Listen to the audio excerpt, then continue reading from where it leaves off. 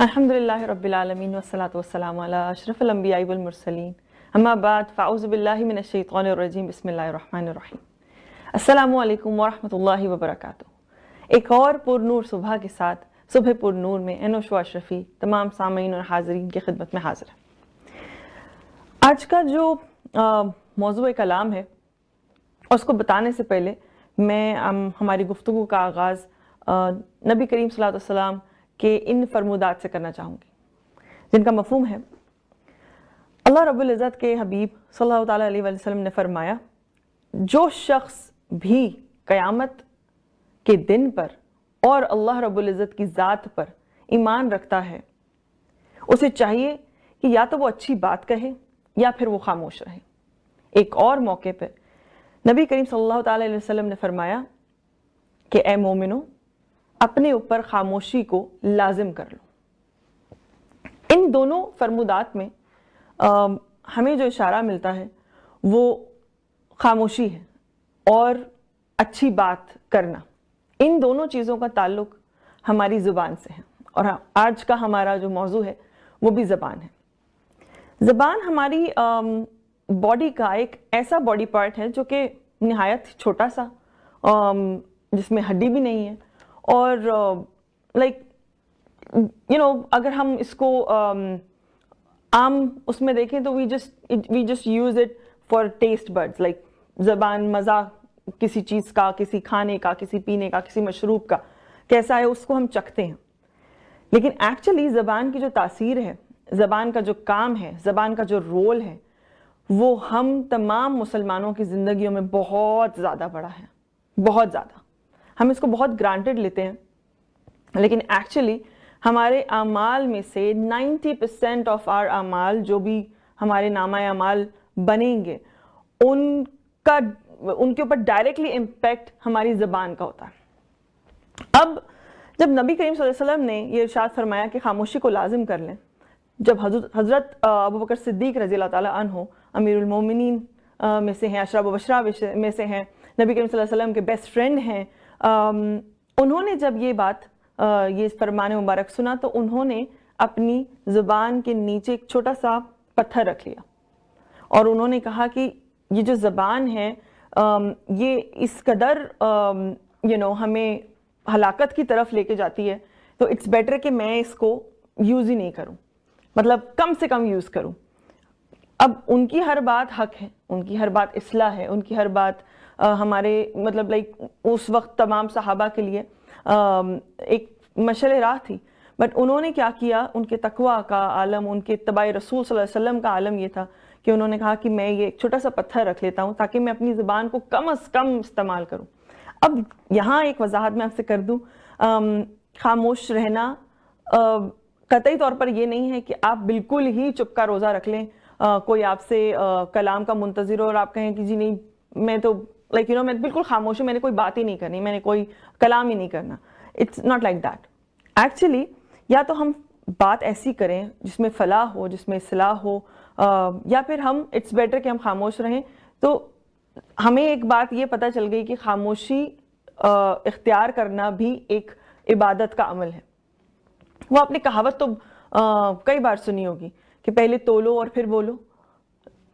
आप इस बात मतलब कबल अज़ वक्त कि आप कुछ कहें, आप ये ज़रूर सोच लें कि इसके आफ्टर इफेक्ट्स क्या हो सकते हैं,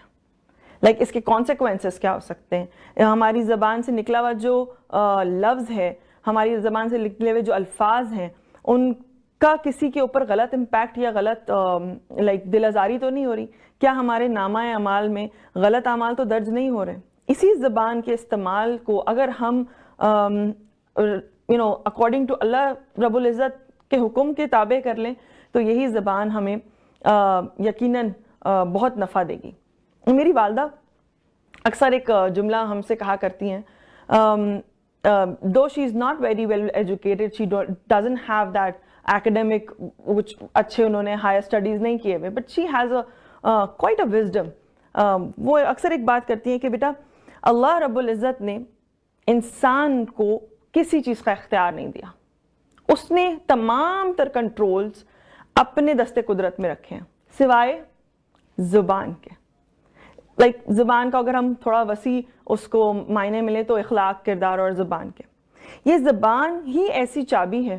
کہ جس کو اگر ہم نے وائزلی یوز کیا تو یہ چابی جنت کا دروازہ کھول دے گی، اور اگر ہم نے اس کو بے لگام گھوڑے کی طرح چھوڑ دیا، جو کہ انفارچونیٹلی آج کل ہمارا حال ہے، تو یقیناً یہ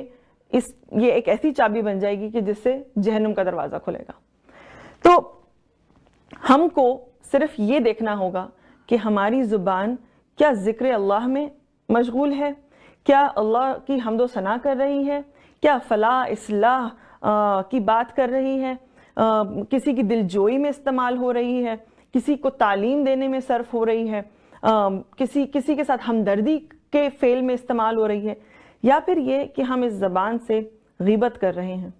چغلی کر رہے ہیں، بہتان کسی کے اوپر باندھ رہے ہیں، کسی کی عیب کشائی کر رہے ہیں، اور جتنے بھی you just name it، جتنے بھی گناہ ہیں وہ موسٹلی بیکاز آف زبان ہے. نبی کریم صلی اللہ علیہ وسلم نے ایک اور مقام پر یہ فرمایا کہ مفہوماً کہ تم میں سے کوئی شخص اس وقت تک مومن نہیں ہو سکتا جب تک کہ اس کے ہاتھ اور اس کے زبان سے کوئی دوسرا شخص محفوظ نہ ہو، مسلمان کوئی دوسرا انسان محفوظ نہ ہو. اب ہمیں یہ لگتا ہے کہ کسی کو ہرٹ کرنے کے لیے، کسی کو تکلیف دینے کے لیے آپ کو ہاتھ کا یا کسی ویپن کا استعمال ہی کرنا پڑتا ہے. جی نہیں، ایسا نہیں ہے. میں آپ کو ایک چھوٹی سی مثال دیتی ہوں. اگر خدا نہ کرے کسی شخص کو کبھی کوئی سانپ کاٹ لے اور کچھ ایسے عوامل پیدا ہو جائیں کہ خدا نہ کرے کہ اس کی موت واقع ہو جائے، تو وہ جو زہر سانپ کا تھا، وہ زہر سے اس ایک فرد واحد کی موت ڈیفینیٹلی واقع ہو گئی. بٹ یہ جو زبانوں کا زہر ہے نا، جو ہماری زبانوں میں زہر ہے، جو تلخی ہے، وہ کیا کرتا ہے کہ وہ انسانیت کا قتل کر دیتا ہے، وہ انسانیت کو مار دیتا ہے. اور وہ زہر پھر اس طرح سپریڈ ہوتا ہے، اگر ہم نے اس زہر کو کنٹرول کرنے کی کوشش نہ کی تو پھر ہماری نسلیں بھی خراب ہو جاتی ہیں. وہ کدورتیں، وہ نفرتیں، وہ شکوے، وہ گلے، وہ شکایتیں، وہ غیبت، وہ چغلی، وہ بہتان، وہ پھر ہماری جو آنے والی فیوچر جنریشنز ہیں، جو ہمارے ارد گرد کے لوگ ہیں، ان میں بھی وہ سپریڈ کرتا چلا جاتا ہے. اور ایک ٹائم ہمیں ایسا آتا ہے کہ ہمیں اندازہ بھی نہیں ہوتا، اور ہم نے کسی کا بہت زیادہ دل دکھا دیا ہوتا ہے، ہم نے کوئی بہت غلط بات کر دی ہوتی ہے، بد زبانی کی ہوتی ہے، بد کلامی کی ہوتی ہے، گالی گلوچ لوگ کر دیتے ہیں، اور ہم یہ ریئلائز ہی نہیں کرتے کہ وہ جو اتنے بڑے بڑے گناہ ہیں وہ شاید اتنے زیادہ ہمیں ہارم نہ کریں جتنا یہ زبان ہمیں ہارم کرتی ہے.